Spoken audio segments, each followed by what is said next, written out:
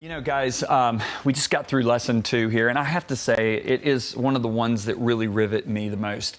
When I think of Joseph, he is truly one of my heroes in the Bible. Yeah. He could have just let his brothers have it, but his destiny was at stake. And so really, you know what that tells us is that offenses are so much more than just forgiveness. Carrying an offense is more than unforgiveness.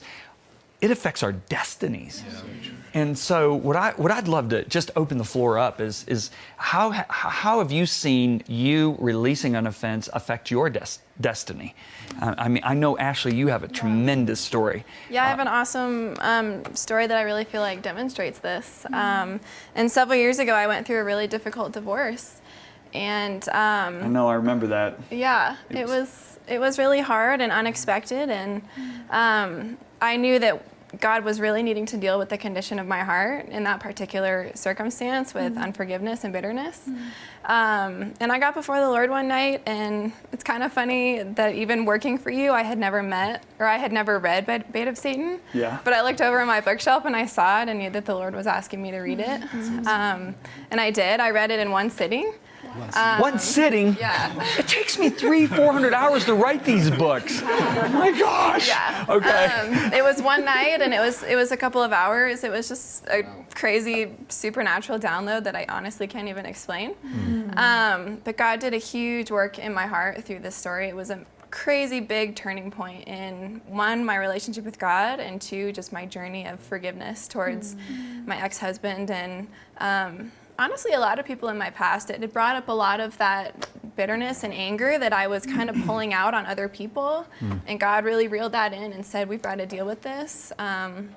So I read the book. It was awesome, and prayed a really awesome, genuine prayer of blessing over my ex-husband.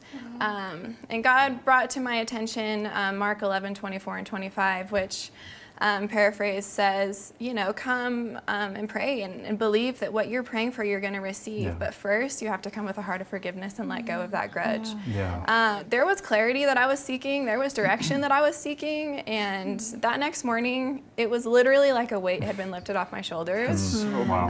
And I felt God tell me, like, okay, now that we've dealt with this, like, I'm opening doors for you. I'm bringing you the clarity and the direction that you've been seeking.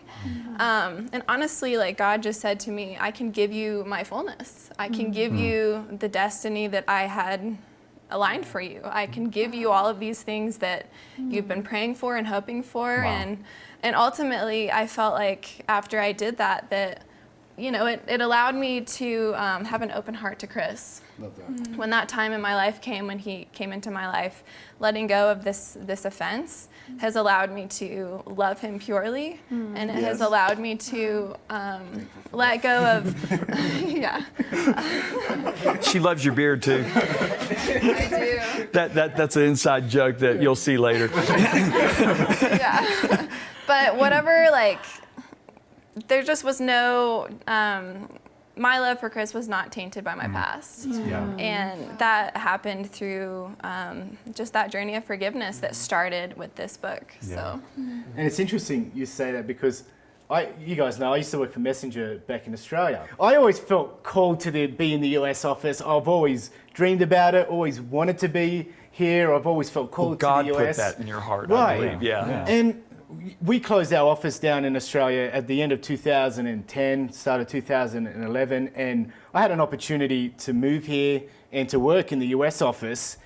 And I when I got off the phone with the guy who called me at the time and offered the position, I said to him, you know, I know my answer is going to be yes, but just let me pray about it, and I'll give you an answer in a couple of days. Yeah. And I'm sure it's going to be a confident yes. I went straight to prayer. I had a check in my spirit. It's one of the strongest checks I've ever had in my life with prayer, seeking God's direction. And I was baffled. I was like, God, I've been believing for this opportunity for years. I've been wanting this. It finally presents itself, and you say, I didn't even know this part of the story. Yeah. Okay. And I'm like, it does not make sense to me. But little did I know, Ashley and her ex-husband started working in 2011. Now, God is not for divorce, but he does know the end from the beginning and so forth. He knows what's going to take place. So I did not have a release. I knew my time will come, it just wasn't then. Fast forward several years, when we worked this out because we discussed this at the time we were dating. When she was releasing the offense, that's when I felt God was saying, preparing me to let go of Australia and to. No, I knew in my heart. There was one time I was in prayer, and I had saved a substantial amount of money to purchase a home. And I remember one time in prayer, God said to me, "This money's for your wife." And at the time, I had no girlfriend, no potential opportunities with girls. Know Ashley. I had no idea who Ashley was. All I know was this money that I've saved is going to be for my wife. Whatever that looks like, I don't know. But 2 weeks later, Ashley and I got connected. And little did I know, I needed that money I saved to visa applications, green card application, the wedding. Wanted to buy her a nice ring, and and I couldn't legally work for 7 months, so I needed that money to live on, to survive on, pay rent, and so forth. And then the opportunity, I got permission to work, and then opportunity to work at Messenger, and it all happened. And I got a wife in the process. Best thing that ever happened to me, other than Jesus. Blessed with a beautiful boy now, so. And, for the rest of you that may not know this, I mean, Ashley, it was a very tragic divorce, but she was very, very much in line with Scripture in this divorce. And so she was free to marry again, according to 1 Corinthians 7, clearly. And, I've been able to watch as a leader, my wife and I, how beautiful your marriage is. There's just, there's no more scarring. There's no more smoke. It's the smell of smoke. Or you really are clear. And I remember when you first, before you read that book, and I didn't know that this had happened quite like it did, but I remember seeing, wow, Ashley's hurting. Ashley's not in a good place. But I remember afterwards when you shared, one day I was like, Ashley seems clear. She seems fine. And then you had shared with me how God had used. And I just assumed you're a Messenger team member. You for sure have read Beta Satan. I mean, everybody has on the team. And it was amazing how God saved that book for you for the perfect time when you were prepped to receive that word. And, I will say this. We get stories like this from all over the world. And, that book's almost 25 years old. I never get tired of hearing these stories. I just had a board member call me the other day. Hey, John, listen to this. And he's in California, and he just played. This guy was so messed up. And he said, I'm on chapter 9. I can't put this book down. I'm free. I'm free. And it just made me almost want to cry because I see how God uses this tool. It's Him. He's doing it. Beta Satan wasn't written for any other reason other than for you and for that guy and for the millions of others that have released offenses because God loves us all so much.